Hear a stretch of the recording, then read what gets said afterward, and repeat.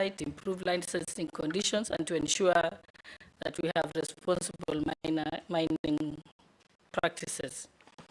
On where you're going, I'm reliably informed that the Ministry of Trade, where you're going, also has Kenya Bureau of Standards under it. Tell us what you will do to ensure that you curb the issue of counterfeit product, Uganda and Tanzania, because I think the duty in Kenya is much higher. And lastly, also the banned pesticides that are banned and have been confirmed to cause cancer that are coming through by KEBS. Thank you.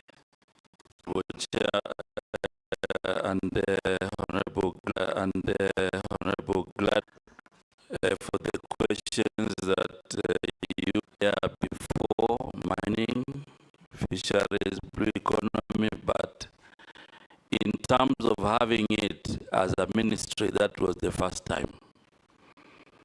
So I recommend licensing.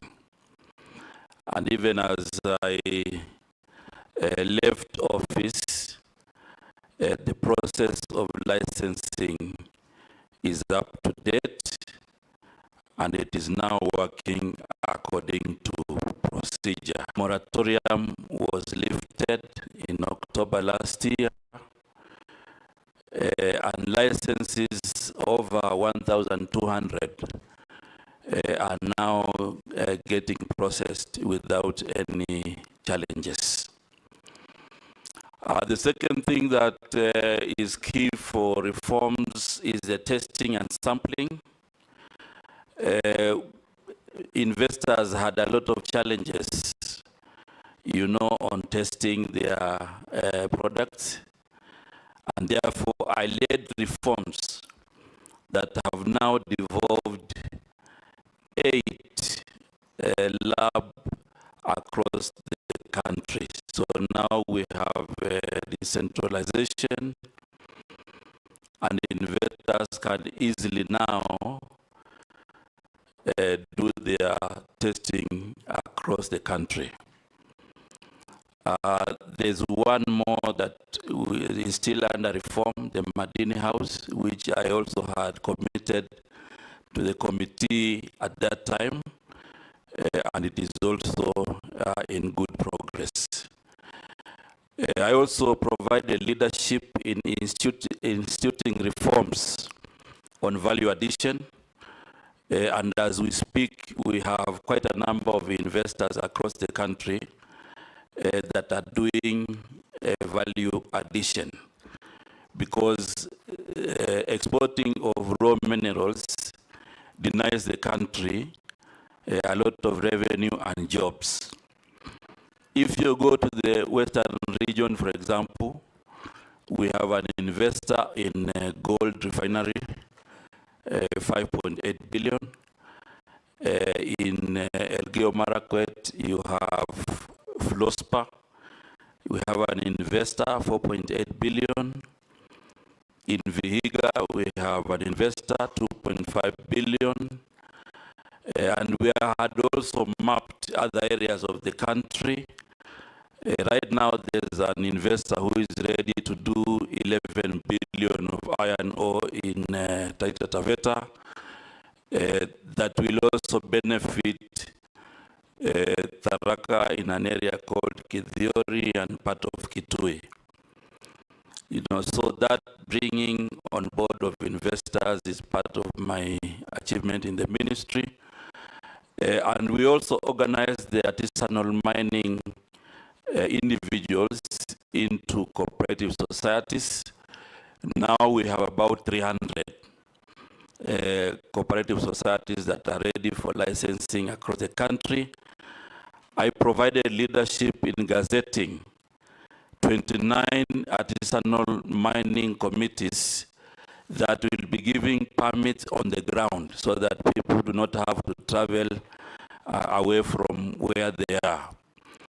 We took the issue of illegal mining very seriously and safety, and proposed measures to have a mining police unit that is responsible for some of the issues. So I take note of the issues you have raised about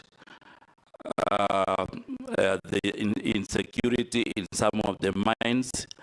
So the mining police unit has been very critical in making sure that they work with the county security teams to ensure that some of these issues are being addressed on the ground. In terms of mine restoration, each of the applicant for a mining license, they have to attach an environmental restoration plan, which they do as they report, and they also do as they exit. And we have compliance teams to ensure that this can be observed. The other thing is that mining was understaffed, and we have quite a number of staff now who have come on the ground, and things are moving on. On blue economy, many people, many Kenyans had not understood the blue economy and fishery sector, and we instituted reforms also to ensure that we can inspire the economy of the country through blue economy. As a result, we provided mapping in the Indian Ocean and Lake Victoria so that we can allow for lower level value addition units and infrastructure that are going to help fishermen and other stakeholders in the sector. So as a result, we did mapping from all the way Lamu to Kwale, and also from Busia to Migori, and identified areas for basic value addition. As I speak, these value addition points have now been contracted, and they will be helping fishermen to delay sales so that they can fetch good price. On that note, we also provided leadership in ensuring that we reform the beach management unit into cooperative societies. Right now, we have around 240 cooperative societies in the fishery sector that are going to be very useful, to engage with the economy in terms of capacity building, but also in terms of engaging and being linked to financial institutions. So right now, the government is now ready to invest 1.4 billion in the coast region. We licensed the first one, which is going to be providing, avenue for industrial fishing, and provide 4 billion every year in terms of income in the Indian Ocean. Our target was to do 3 before the end of the year, but last 2 weeks we gave license to 1 vessel, and more are coming to ensure that we are able to inspire the potential in the blue economy sector. So, Mr. Speaker, this topic is very lucrative, but I also want to add that Kenya is now a highly respected maritime country, because when we went to London last year and the campaign, Kenya was elected category C as a maritime country.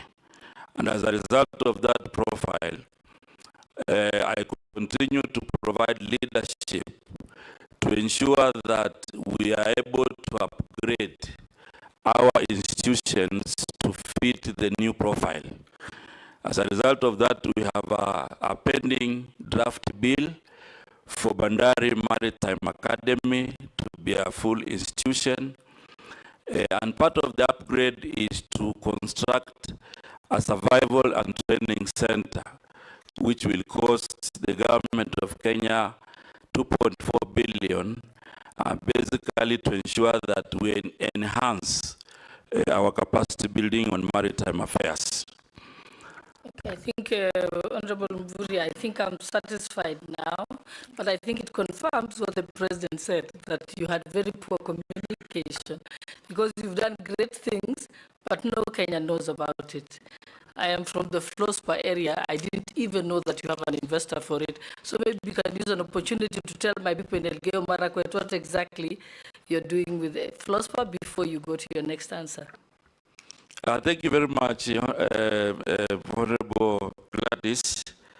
And I think maybe we missed out, but the members of parliament from that region and the leadership, we were together when we were introducing the investor. But because of this session, I'm sure now we have created awareness across the board to tell everybody that now we have an investor in Elgeyo. Before we go to the next, Salim, the licensed industrial vessel in our ocean waters, is it Kenyans or foreigners? It is a foreign owned, but also we will have Kenyans who also partner in that vessel. What percent local content? The local content, okay, we haven't signed the agreement yet. I think that was part of the negotiation, but we are looking at between 15 to 30% Kenyan. The law provides 40. That was the initial negotiation, and the negotiations have not been closed. So I'm sure anyway, now my colleagues will take over and move. Ask whoever will be taking over. Exactly. Majority Leader. Thank you, Honorable Speaker. Honorable Speaker. Remember, strictly one question each. Honorable Speaker, CS nominee, EAC, the East African Trade Community, trade negotiations. Kenya is viewed as a very weak negotiator, especially for her local protection of her local industries and local farmers. And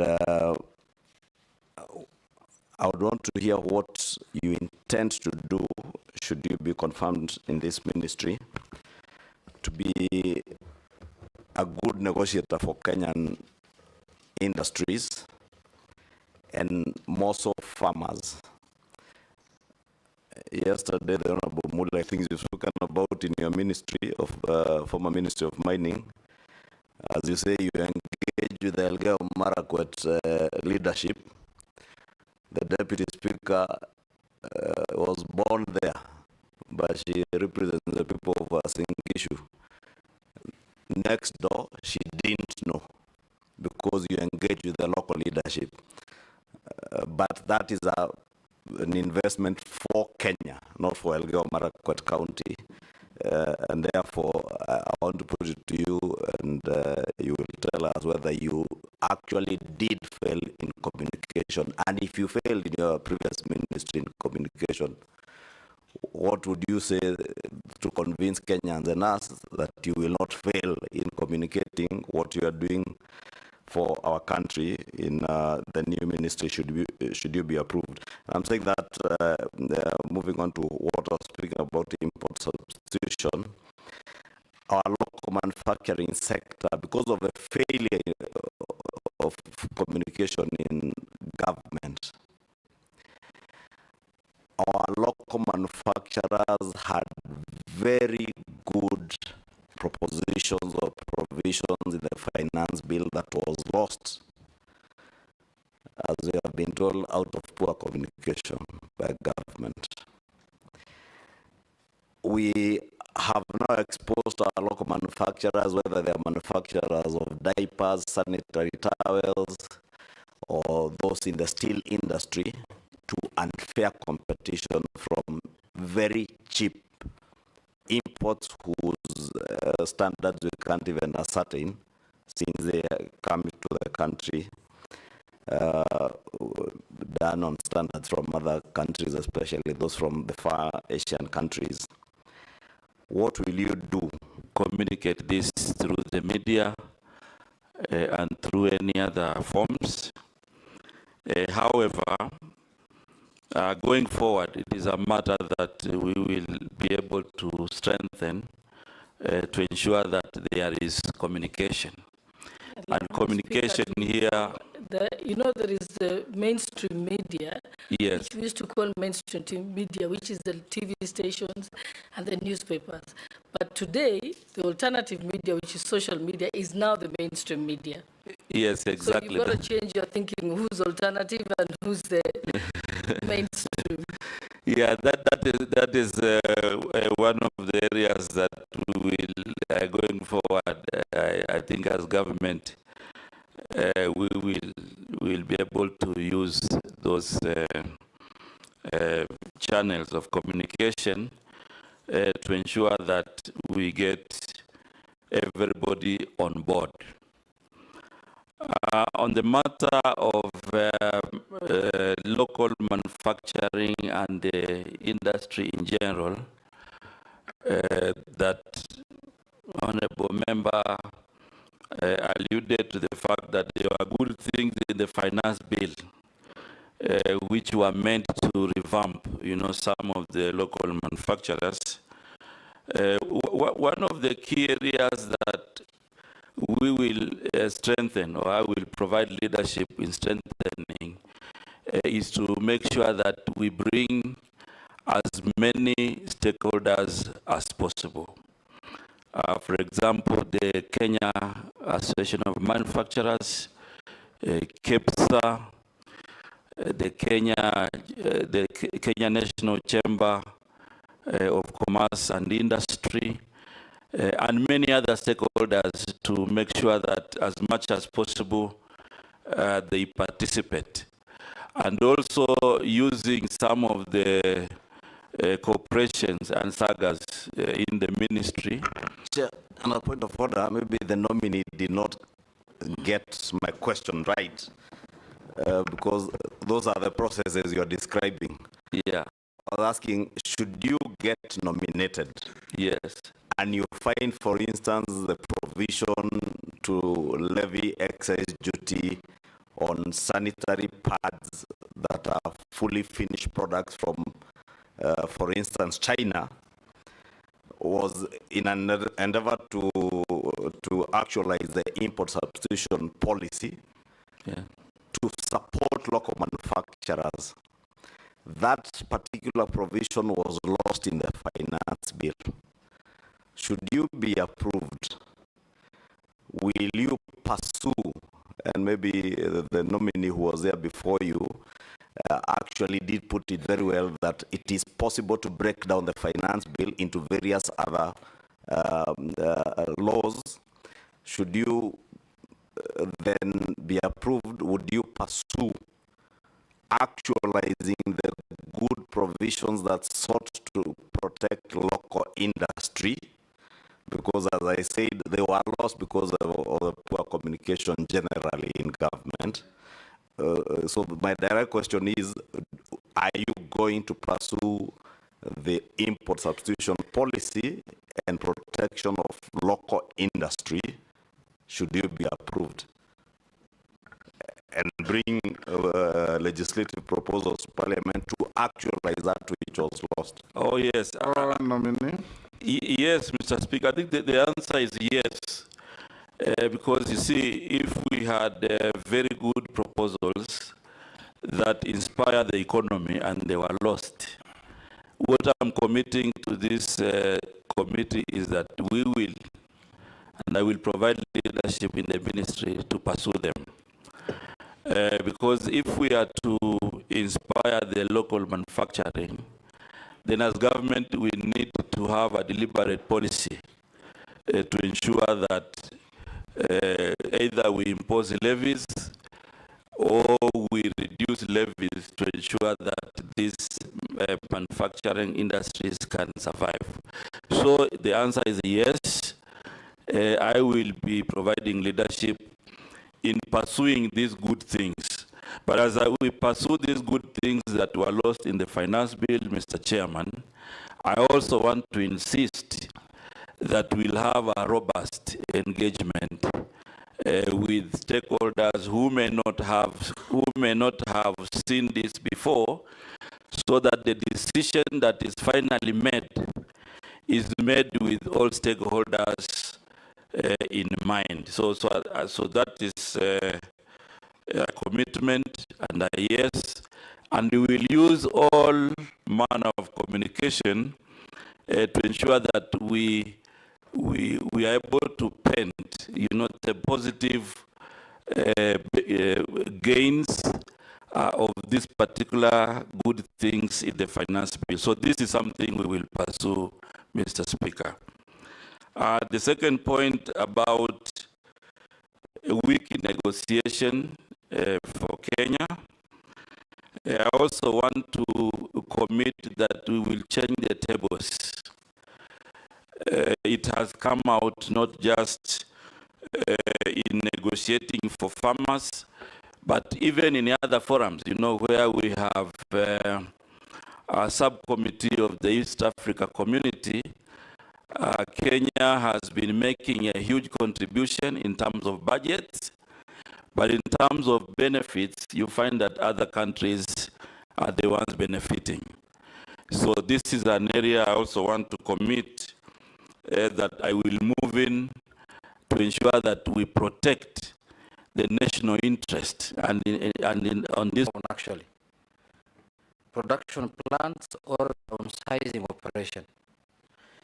This is because the key issues they are raising is high taxation, increased cost of power, ease and cost of doing business, unhealthy competition from imported finished goods. And then neighboring countries are seemingly looking more attractive to them because of those issues.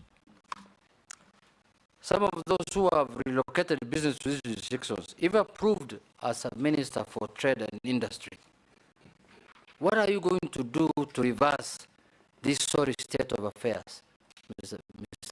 Nominee? An additional question to that. It's almost similar. As the cabinet secretary nominee for the minister for mining, many counties are mineral counties or mining counties. And for example, West Pokot County is seriously a mineral county. If you have somebody in West Pokot who is MVURYA, or is Honorable MVURYA, they will be thinking you are actually a governor of Kwale. Who would remember these 2 years that you have been a minister, Honorable MVURYA, in all honesty and truth? Nobody. So now you are going to a ministry which is also very important, which is industries.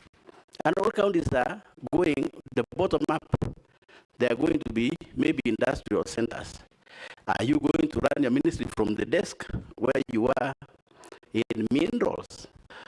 I acknowledge that our country is very big and you cannot be there at the right time. Remember also, Mheshimiwa, this ministry was fairly new and we had also to put structures in place before we go out there. But I have a lot of field information which I can give you here to confirm that I was not desk, including visiting Ndarawe, the first minister of the Republic of Kenya to visit Ndarawe looking for coltan in that area, and I was with the member of parliament. So I think we have quite a number of visits that we have done. But again, I want to say that we we will visit Kenya.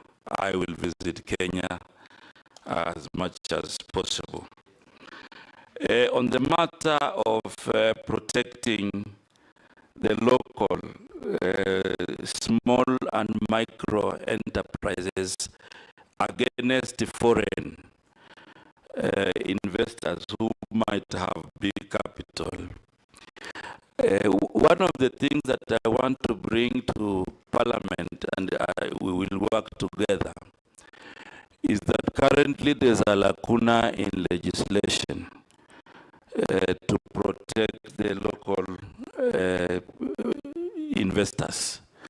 And one of the critical things I want to commit we bring in this House is the trade development bill and the trade development policy that is going now to provide a clear dichotomy about the foreign and manufacturing. The other question by Mheshimiwa Junet, it is true that we have a big challenge with manufacturing now. You know, we have a target to move it to 15% in 2027 and 20% in 2030. But if you look at the trends, there are quite a number of challenges that also challenge the manufacturing sector. And one of it is the cost of power, which Mheshimiwa has mentioned. And the cost of power is something that we can also do negotiation with our colleagues in the Ministry of Energy so that we see the kind of tariffs that will be encouraging manufacturing and the kind of tariffs that do not encourage, we review them so that we provide an enabling environment for manufacturing. That also goes with also the taxation. But more importantly on manufacturing, manufacturing also required an enabling environment. And currently what is happening is that manufacturers would want a plug and play arrangement. They come to the country, there's a shorter process for licensing, you show them where to work, and they can work. Currently, we have a big challenge with the issues of land. You find that many manufacturers would want, you know, big pieces of land. It is not there. However, because of the special economic zones and also the export processing zone, there is an opportunity there to ensure that we create an enabling environment for manufacturing in our country. And maybe these are some of the things we will discuss as we go along. Speaker, we could add one from Kenyan who is asking about those special economic zones, CS, that nominee that you have mentioned. A number of these special economic zones now are being seen as havens for tax evasion. And a number of people who are in those special economic zones are importing products apparently for use in the SEZs, but they dump them in the domestic economy. What are you going to do to stem, the Kenyan is asking, what will you do to stem the abuse of the SEZs as tax evasion havens? The action that I will take as the Minister for Trade is to ensure that all the manufacturers pay tax. So we'll use the institutions in the ministry to make sure that we enforce compliance. Because if they evade to pay tax, then it defeats the entire purpose of having them as a priority in the special economic zone. So we'll ensure that we use all the institutions available to make sure that they comply in paying tax in our country. Because we cannot give all the advantages and then they don't pay tax. That one is not going to be accepted. Yes, Gikaria. Thank you, Chairman. Maybe just to reiterate what the majority leader was talking about communication. I think it is important for the nominee to understand the importance of communication or passing the government information to the public. You know, I have been in a committee where we were oversighting the nominee, and it has always been an issue. But all that, not without the question that I want to ask the nominee is on matters to do with substandard, counterfeit, contraband products that find their way in the market. And what happens, which is the worst part, is that hustlers, a local mwananchi who hustles, goes to the bank, gets a loan of around 100,000 to buy goods that he doesn't know whether they are counterfeit or contraband, and that is why the police on what the issues are, because we've left it to ourselves to decide. It is the taxes, others think it is electricity, other things. Let us hear from them what their real issues are as you come up with the policies. Because if it's about taxes, others think that some manufacturers are favored. When we see exempts, we can almost tell which manufacturer is being favored. And so we want all manufacturers to feel that the country and the nation is actually serving them. But quickly to my question, direct question, what measures will you take to harness the entrepreneurial skills of our young people? We don't have enough formal jobs. They should get into entrepreneurship businesses. But what are we doing, or what will you do to see to it that we harness white-collar jobs?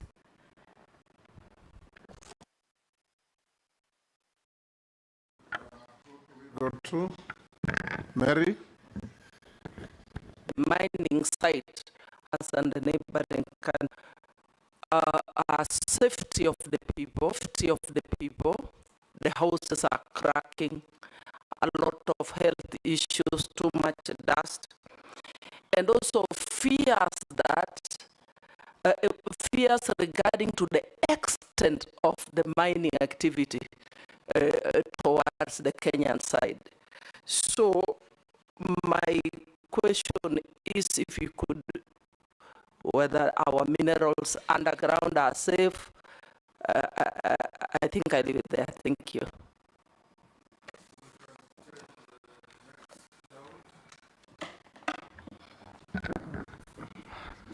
Thank you. Action that I will do in the ministry is first of all to ensure that we develop cordial relations with the county government. Right now, there are 37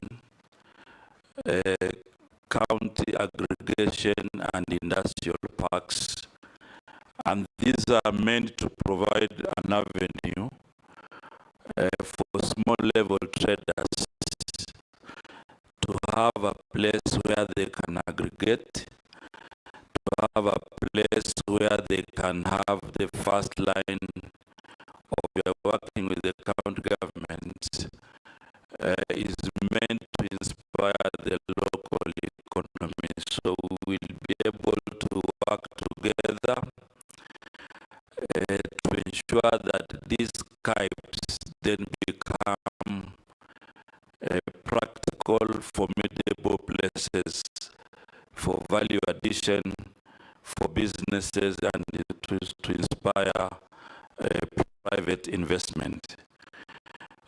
And not just the KIPES.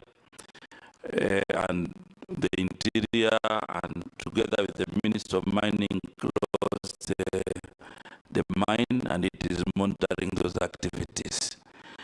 We also scaled up this as a border issue that is also going to attract discussions between Kenya and Uganda to ensure that we don't infringe each other's space. The other issue that Mheshimiwa Naisula has raised about harnessing digital technology, especially for young people, the plan is basically to do incubation and mentorship of ideas. So I intend to provide leadership for Kirdi to mentor and to do in checking the quality of goods. However, most of these counterfeit goods come across the borders. So we'll work with our colleagues in security to ensure that we also create awareness and enforce compliance so that the borders are not used to bring counterfeit goods to our country. Thank you. Yes, George, yes. Honorable George Murugano. Thank you. Thank you very much, Mr. Speaker. Nominee, I think you started well in the Ministry of Mining. And I confirm because we went with you to Tharaka, Tharakanithi, and while there you mentioned Kitui and West Pokot and other counties. Those crops that are supposed to spur investment in the country, like cotton, sunflower, canola, and others, are revived, and we are able to start producing raw materials which would go into EPZ, as a result of which we would be able to export our own produce. Owen? Thank you, Mr. Speaker. Mr. Speaker, I would like to just ask one question. You know, when I joined university to do masters, there was this professor who must have been doing some work on AGOA, the African Growth supported by AGOA, do not lose their investments, and the young people do not lose their jobs, and the country does not lose on the revenue from AGOA. In short, what are your plans about AGOA, its expiration, and going forward? Thank you. Yeah, thank you, Mr. Speaker. Nominee SALIM MVURYA. Historically, Kenya was a preferred destination for foreign direct investments. In fact, major multinationals operating in Kenya and their distribution and manufacturing networks. But however, you have seen that they have left this country in droves as a result of punitive, erratic tax regime. Sometimes there have been allegations, accusations, and criticism leveled against you on the matters of corruption with respect to misappropriation of county funds when you served as a governor. There is no details. They are just asking, what is your view on these allegations, and how will you build public trust and demonstrate that you are capable of dealing with stopping graft in that ministry? Thank you, Chairman.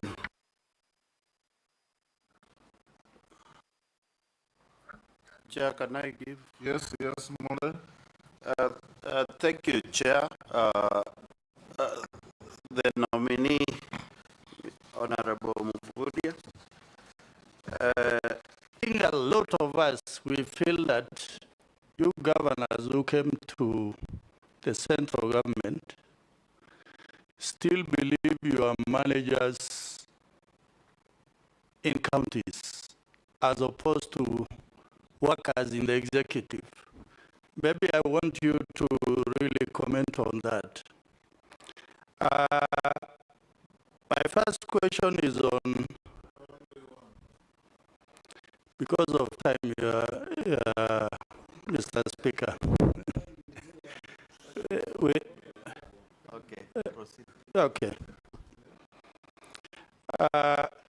It is on the blue economy and mining. It's $1 billion industry. Mr. Speaker. There are 5 questions. Murugara, Owen, Robert, Mole, and Russell. Thank you very much, Mr. Speaker. I want to begin with the 2 questions that have been posed by Honorable Raso. It is true I served as governor for 10 years in Kwale County and transited to BCS. So I want to confirm that I don't think I'm in the county. I hold the national executive in high esteem and I act within the mandate at the national level. So, and I want to speak also for some of my colleagues who have served together in cabinet. Speak for yourself. Because he said, you governors. You know, I want to confirm that that transition has happened and it is now a national responsibility. In any case, it was a comment. It was not a question. Oh, I thought it was a question. Yes. The other thing about now the multi-billion sector in mining and blue economy, it is true it is a multi-billion sector. However, it is not a sector you go in and you get the multi-billion. You have to invest. And the first investment, for example, in mining is you have to invest in data. If you expect to reap revenues, then you need first of all to invest in data. And that is why it is critical to mention to this House that exploration going forward, government should invest a lot in exploration. So that when you now have discovered coltan, the government is the one saying we have coltan, it has this economic value. Then now you move to investment. But when you have minerals as part of occurrences, you cannot reap the billions. And I give you an example, Mheshimiwa. The little actions that we took in the ministry to just reform licensing and the basic data. Right now, the investments in mining this year will be 221 billion. The investments I mentioned earlier, there's one in Kajiado, linkerization, 60 billion. So if you combine, you get 221. But it is a sector you have to invest first. Invest in licensing, invest in mapping, because you don't expect an investor to come and do prospecting. Then the government is the one reaping the billions. You need to put some money for that. On a point of order, secondly,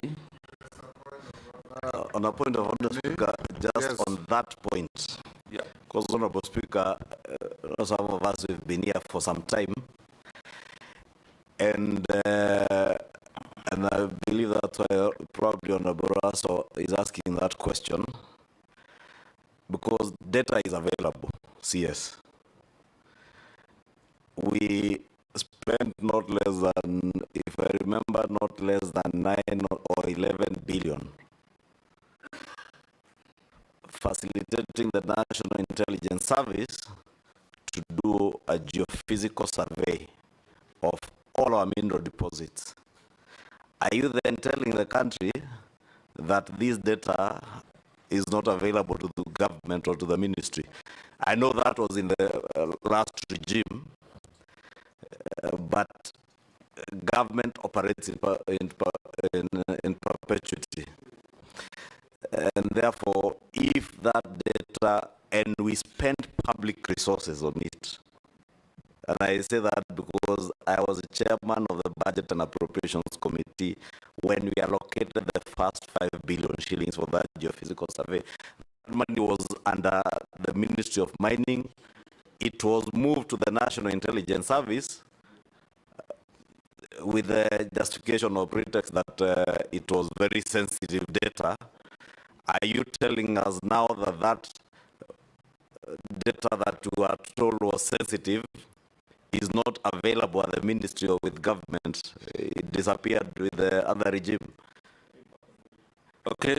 And could that be the reason why there are people who settle on mineral deposits somewhere in, you know where? I may not answer. In Transmara. I may not answer on the settlements, Mr. Speaker. I may not answer the settlements. But what I want to say is that that geo survey gave us what we call mineral occurrences, and there are 930 have done 24 counties, and I think the technical team is reviewing data. So once you have that information, that is specific, you can now tell an investor in Kenya, we have coltan in Darawe, in Alale, in West Pokot of this value. Now that is the kind of information, Mheshimiwa, that we need to invest in. The second thing, the question also had blue economy. It is the same way with blue economy also.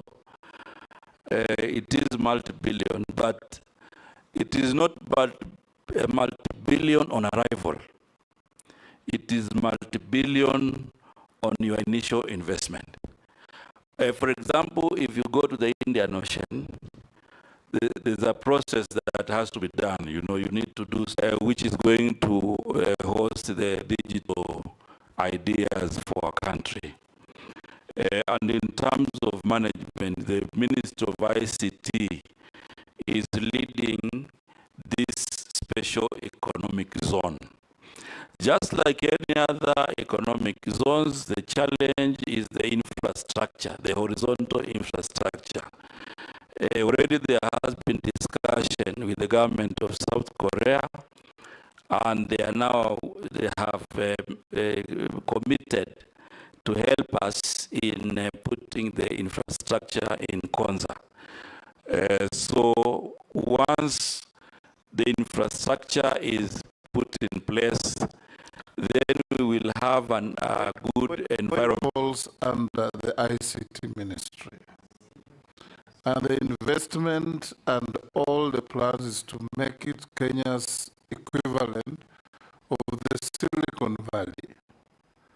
So it is not investment to manufacture clothes or shoes or those ordinary manufacturing and trade wares that will fall under him. That's what I understood him to say. Chair, Chairman. The chairman, what I'm looking forward for is the intertwining of the two ministries. We know very well.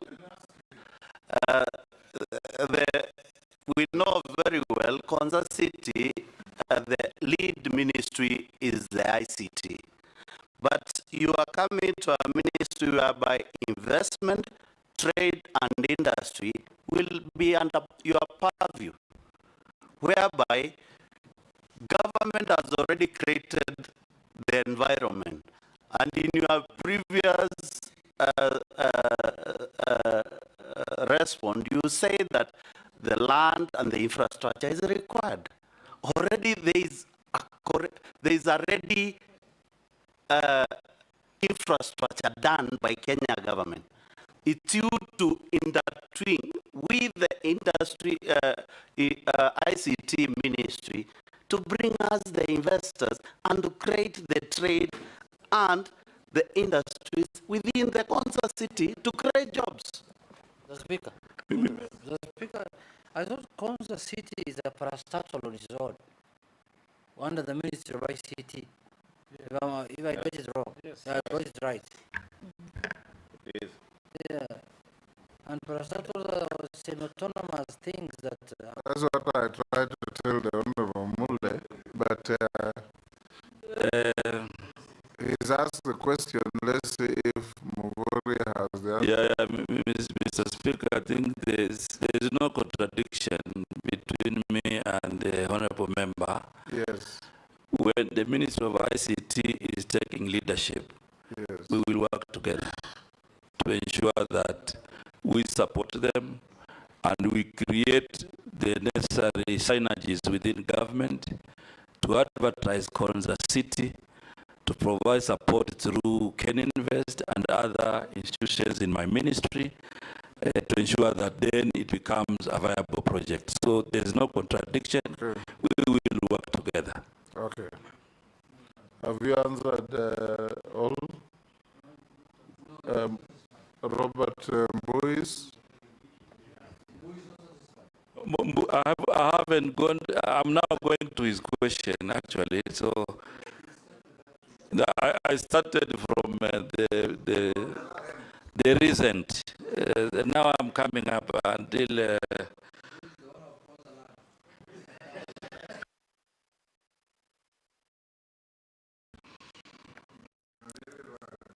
Yeah, I think Mheshimiwa Mbui had a number of issues. Some were comments, but I will try to speak to them. The allegations of misappropriation, Mr. Speaker, when I was governor, have not been brought to my attention. I have not heard from any government institution alleging misappropriation, whether it is EACC, whether it is DCI, whether it is Auditor General, whether the control of budget. I am not privy to any allegations on my integrity. And he also said so that there was no evidence to that. But it's good to put the record straight. Yes. Secondly, there were issues that Mheshimiwa raised about the foreign direct investments. And part of what we will be focusing on, the special economic zones, the EPZ, is basically to inspire the foreign direct investment. Right now, I think we have Naivasha, which there are quite a number of investors who have now reported electric vehicle manufacturers are now in Naivasha. We are also doing Busia. Busia is ongoing. So, in a nutshell, what I will do, I will provide leadership to ensure this enabling environment that the government has earmarked to inspire investments. I will make sure that they come to fruition. Of course, there will be other issues that we will deal with together with Parliament, issues of taxation, issues of incentives for ease of doing business, including making sure that when investors report to Kenya, we have minimum restrictions. There are some investors, when they come here, we tell them they have to do some local registration, or those kind of things. But that will deal with you as Parliament to ensure that we together create an enabling environment for foreign direct investment. Mheshimiwa, when I hear you about the issue of AGOA, and you know, not just your lecturer, but many Kenyans, you know, I used to AGOA, which is coming to an end in 2025. And the discussion on AGOA is two-front. One is political, and another one is economic. Political in the sense that currently there are elections in US. And in between, the Congress might not sit to discuss AGOA.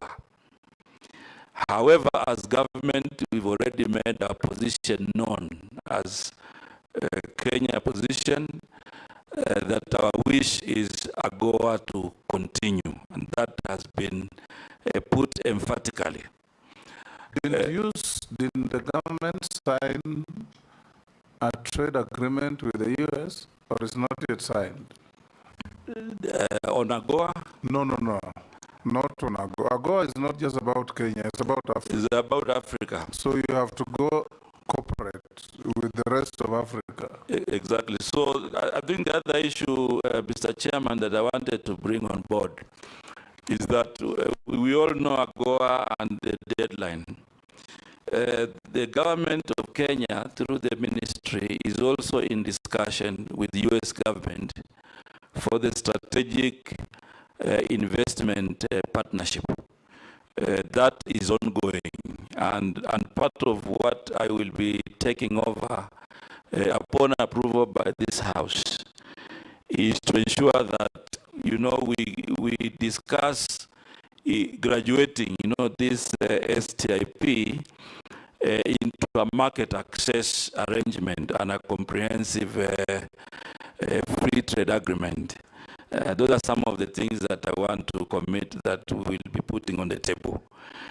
Once we succeed to have it as a comprehensive free trade agreement and market access, then we will have had a good transition, you know, from AGOA to this new arrangement. But it's still on the table.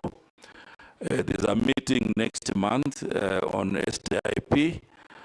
And I'm sure these are some of the ideas that will be leading as Kenya. The other question by Mheshimiwa George Murungaru, on, I think there are a number of issues that he mentioned, some comments. It is true we went together to Tharaka. We actually flew together to Kithiori. We saw the iron ore, and there are many things. I want to assure you, Mheshimiwa, there's an investor who is now coming into that area. That's part of the handing over I will do, but also because I'm in investment, we will work with my colleague because he's going to be putting up a value addition point in that area, and immediately employed between 500 to 1,000 Kenyans in that area. So that's about the mining.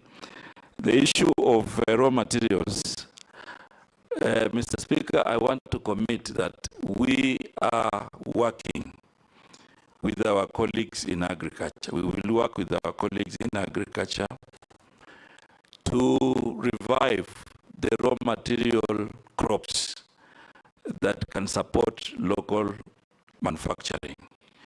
And one of these is cotton. Already within the ministry there are projects, Ginary. The Ministry of Agriculture is already providing cotton seeds in parts of the country. Mapping has been done. Engagement with county governments has already been done. And I commit to continue this conversation so that we can have raw materials for our local industries, but also for the EPZ and for export. Part of these raw materials also means sunflower, because the importation of edible oil is taking a lot of our budget, and it is the desire that we inspire local manufacturing so that edible oil can be value added here in the country, and instead of importing, we can also affect my constituency, and this is about the special economic zone. You need to know that there is what we call the Ngokundu Special Economic Zone, which is situated in Likoni constituency, where I represent. And I just wanted our nominee just to give some clarity on how many foreign investors so far have expressed their interest vis-a-vis the local investors. And if it is true that local investors have been denied to be given land for investment, I just want him to answer this so that he gives clarity to Kenyans. And my question, Honorable Chairman, it is on the...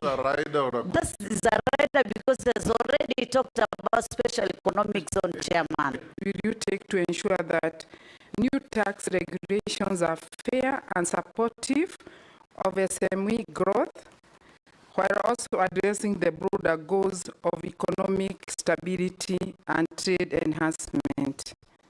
Thank you. Caleb. Thank you, Honorable Speaker. Our nominee, you must have looked at the developmental states and how their path to development was based on, especially the ones that took the route of trade surplus, that is the advantage of the exports over the imports. Some they call it mercantilism, where you put more rules and structured.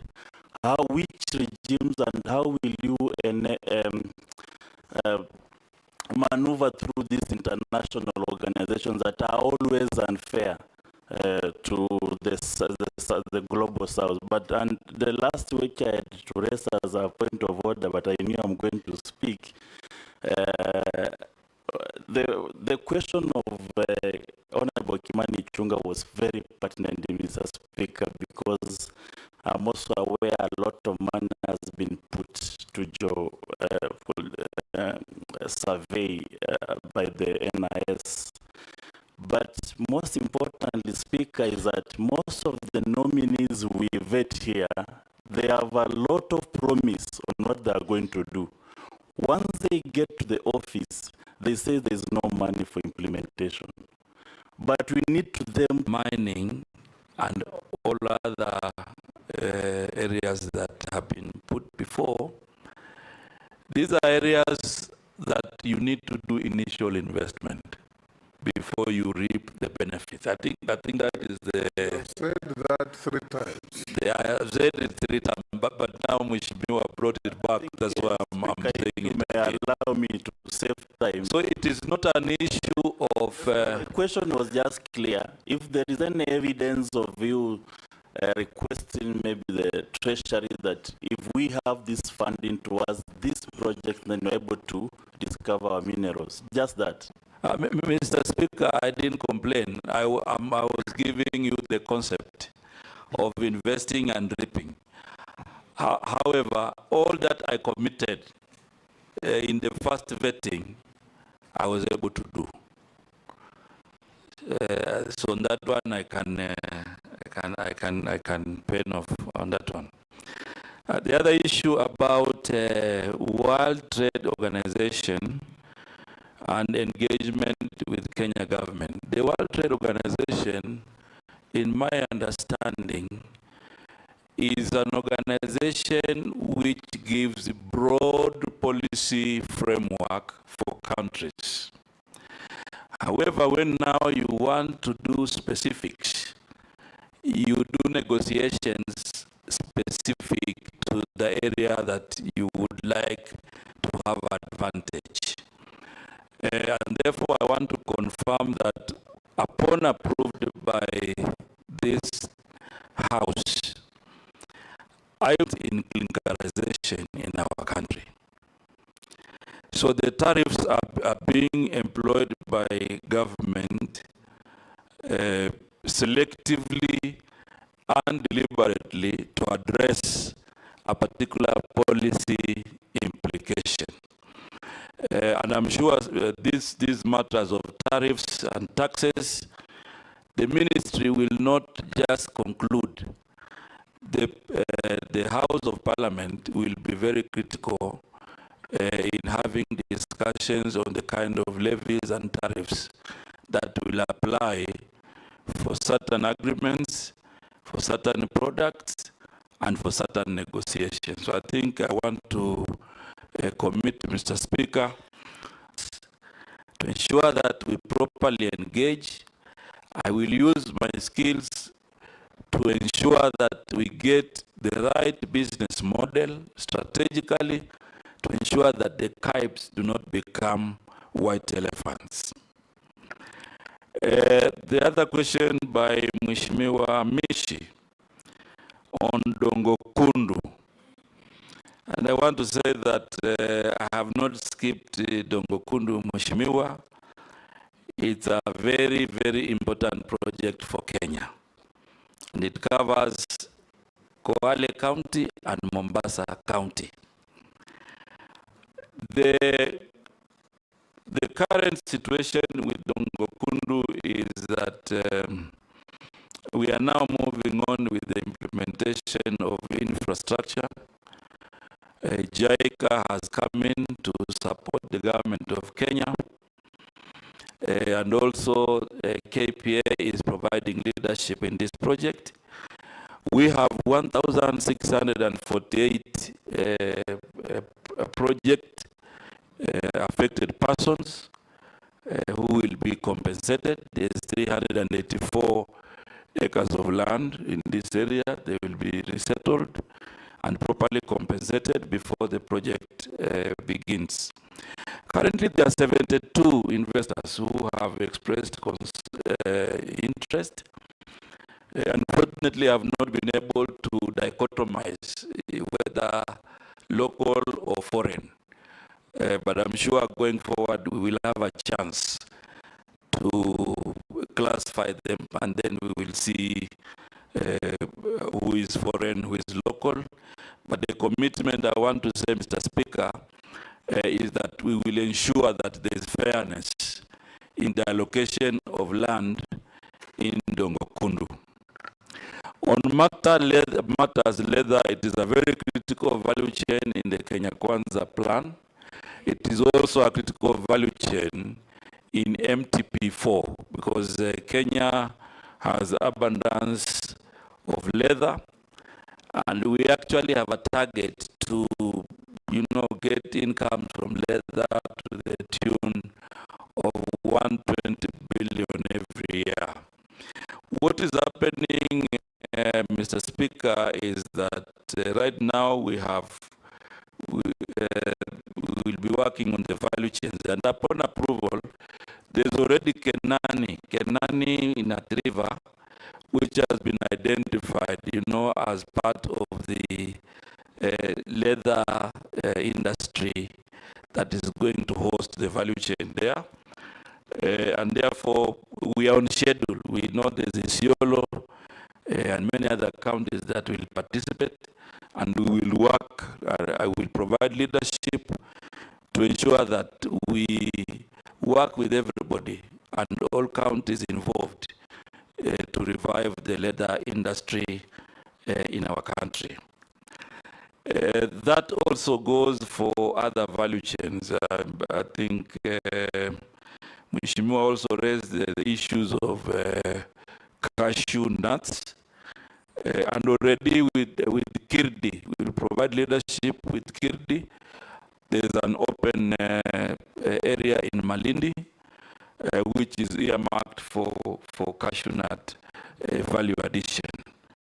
So we'll be working with the government agencies and also the private sector to ensure that we get value addition investments in these crops. And part of what we're already doing is that on coconut, we have an investor can test where they are also doing value addition for the products within coconut. So this is a trajectory that I commit to continue to ensure that we capture all the value chains that are going to be useful to the economy of our country.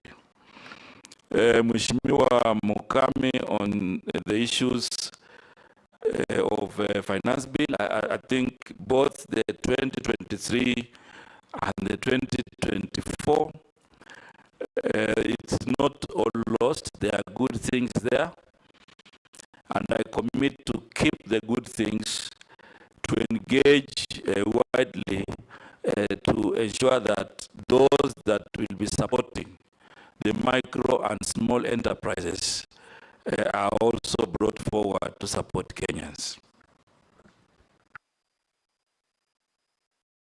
Nominee, a few questions sent in by members of the public. As one, he must be probably from your county. Wish you Allah's blessing. What will you do if approved to invest in digital technology, especially in agribusiness? Another one, why is titanium shutting doors under your watch with the locals losing jobs? You have taken away mining of titanium from Australians and handed it to Americans. Why? Chairman, can I add one? Let me finish, then you add. Okay. Another one, what specific trade and investment policy proposals would you suggest to create jobs and unlock new economic opportunities for ordinary Kenyans, particularly the youth? Kenya has, the next one, Kenya has a vibrant startup ecosystem, but many young entrepreneurs face challenges in accessing funding and support. How will you foster a more supportive environment for startups? And what measures will you introduce to attract investment? The next, with the rapid growth of the digital economy, many Kenyans are looking for ways to leverage technology for businesses and personal growth. What proposals would you recommend to support digital entrepreneurs and ensure that all Kenyans have access to the benefits of e-commerce and digital trade? The last is Kenyans are proud of locally made products and want to see more made in Kenya goods in the market. What initiatives will you pursue to support local manufacturing and encourage the production of high... It's hold the greatest potential for Kenyan exports, and what support is available to help businesses penetrate these markets? Mr. Speaker, one more. Yes, Caleb. How will the nominee for trade ensure there is balance between the government's appetite for tax and enable environment for investors in the country? This is because reduced taxes is one way of enhancing and enabling environment for trade and wooing investors, ensure predictable tax regime. Okay, go ahead, Salim. Those are Kenyans who are watching you perform here. sending in their questions. Some of them we have been touching on them along the way, but you can answer those that are fresh. Thank you very much, Mr. Speaker, and I want to thank all the Kenyans who are actively watching this vetting, and also for their questions that they have raised to ensure that they get responses. The first issue of digital technology. Digital technology, there's a commitment to have a concert technopolis, to provide that opportunity on technology, and I'm sure young people will be beneficiaries of this. What I want to commit to this Kenyan who has asked this question is that I'll be part of this program to ensure that young people benefit from this program. The second issue about titanium and closing. I want to make it very clear to all Kenyans, Mr. Speaker, that the closure of base titanium has no relationship with me, the ministry, or the government. The closure of base titanium is related to the depletion of resources. Last year in October 2023, they wrote a letter. Financial resources or mineral resources? Mineral resources. Last year in October, they wrote a letter to the ministry indicating that they have now exhausted the titanium that they have been mining in the area that they were given a license. The same base titanium has applied for other areas in the country. They have applied in Lamu, they have applied in Tana River, they have applied in a very small area of Kwale County, and those applications have been gazetted and they are under consideration. I'm sure my colleague will be taking over the decisions of those applications. I also want to make it clear, Mr. Speaker, that as government, we didn't have any role in the shareholding by Americans or Australians. Base Titanium is a private company, and therefore when people buy shares, it is not that I'm the one who policy and trade law so that it can be more inclusive to support local investments and have a framework that can also support funding. The issue of support ecosystems, as I said earlier, Mr. Speaker, CS, when I'm approved by this team here, but it is also relating to many other. Not when, but if. If approved by this team, Mr. Speaker, the issue of prices and the cost of living, it touches, many aspects of government, and therefore, as multi-agency, we will be working closely to ensure that this is done. However, there's a point of order from engineer. However, yes. Okay, carry on. However, there are also some aspects that we can handle as investment, trade, and industry, especially on working with the Ministry of Agriculture, for example, to ensure that we inspire and encourage, production.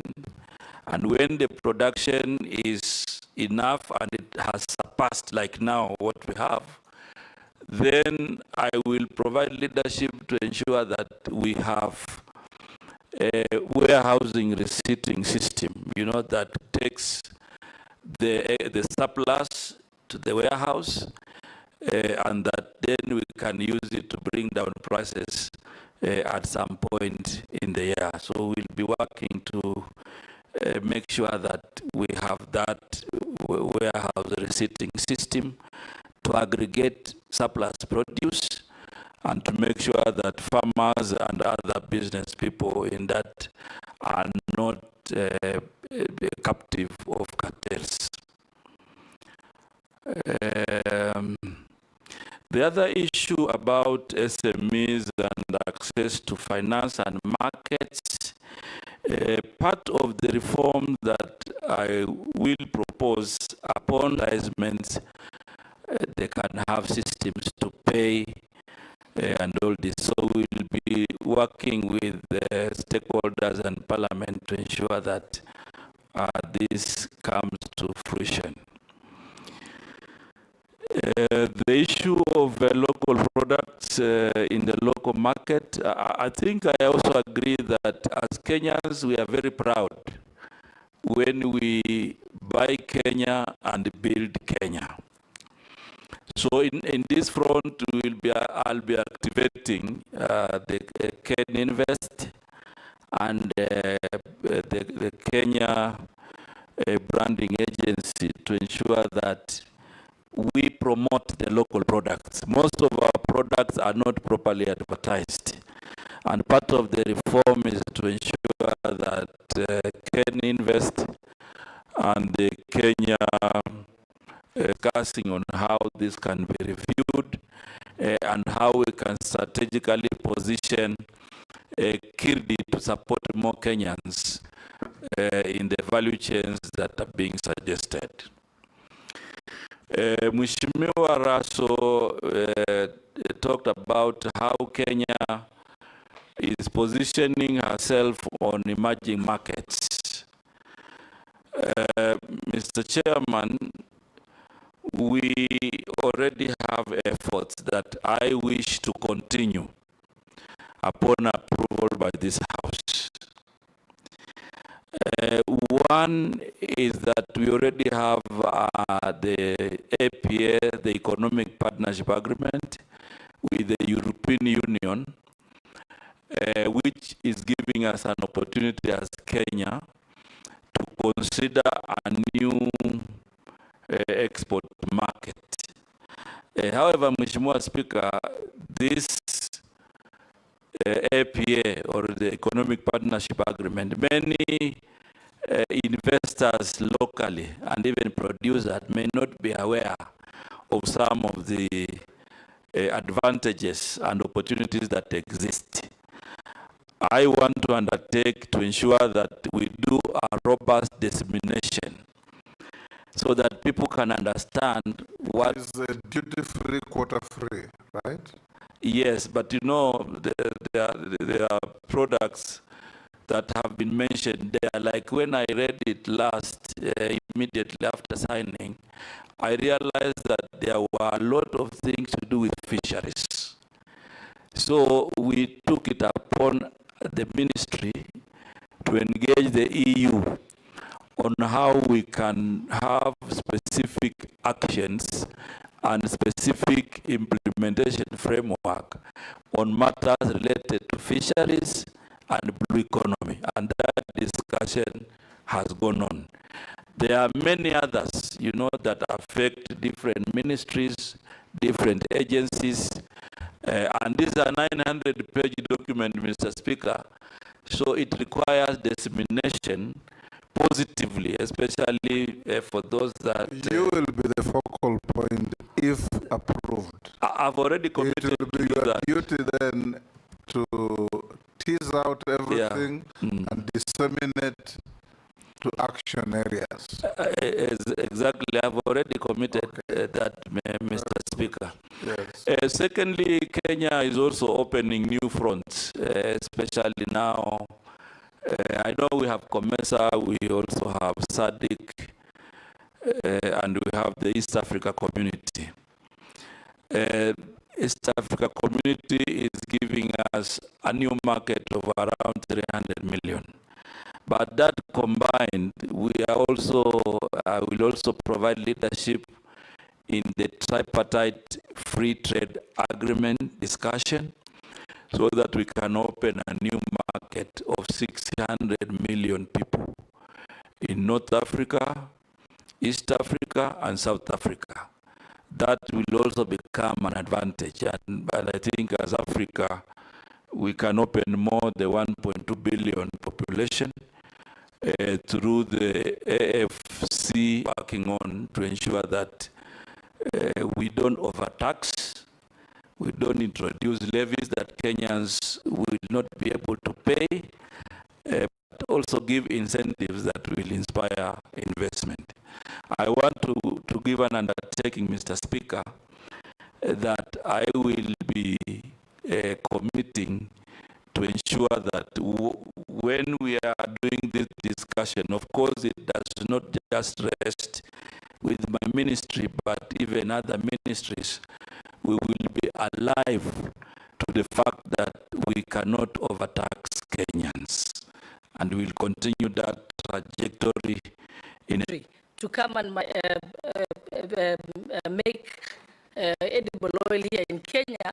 We have the raw material. When it comes to rice, again, we want to stop importation of rice, but there is no corresponding program to promote the maximizing the growing of rice. So even if we say we are going to be milling our rice in big numbers so as not to import, we haven't done the first things first. Sequencing is a clear problem.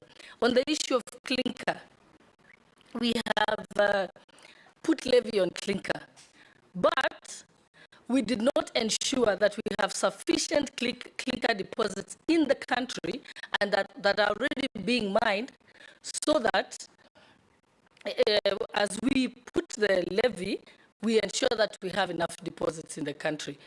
That is why the Speaker in the ministry is going to, in the 2 years that have passed, or 1.5 years, there was a program that was done in that ministry of importing edible oil of billions of shillings through KNTC. And that edible oil ended up staying in the stores of KNTC close to a year, I think, until it expired, or it is still there, or it was sold. I can't ascertain. And recently, the managing director of KNTC was taken to court, I think last week or the other week. And the government, or how will you handle that matter? Because it's going to wait for you there.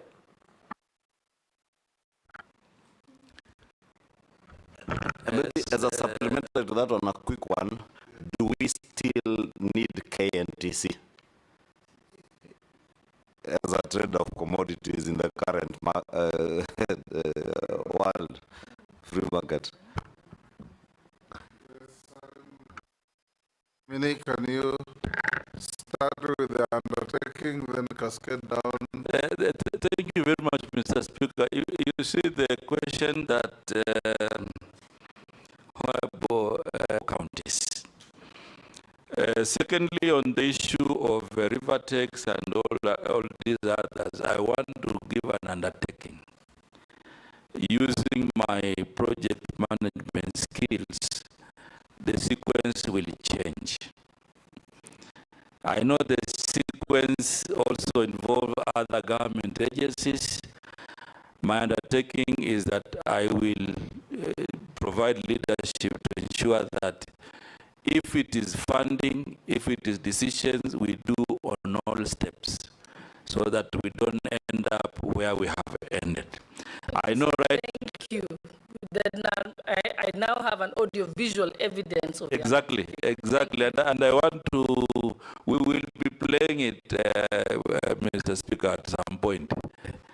National Treasury, the manufacturers, so that we can see an amicable resolution to that matter, which is very live in public. I'm sure Mheshimiwa Naisula was adding the sequence issues, so I really don't need to respond to. Mr. Speaker, I want to assure this House, even though there are challenges that have happened with KNTC, upon approval, I will report to the ministry. I have no fears, Mheshimiwa Junet. I will go to the ministry. I'm aware that there are legal proceedings going on with the issues.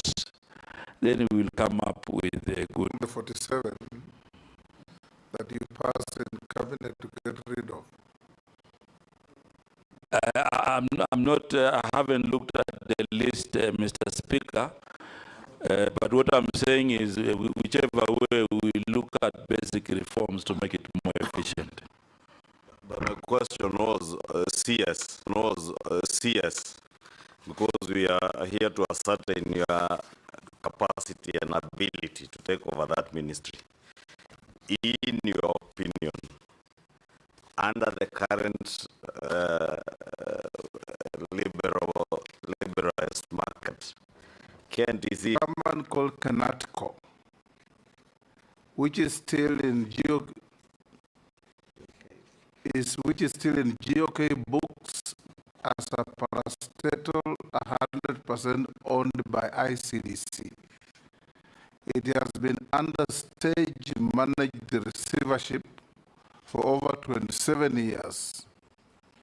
What measures will you put in place to simply wind it up or privatize it?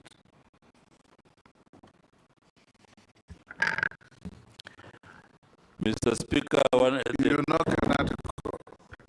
Yes. Yes. That is unacceptable. It is not your fault. Yes, Mr. Speaker. In case we approve you, yes. Now, Salim, we'll ask you a few mundane questions. Have you been adversely mentioned in any integrity-related report or investigations?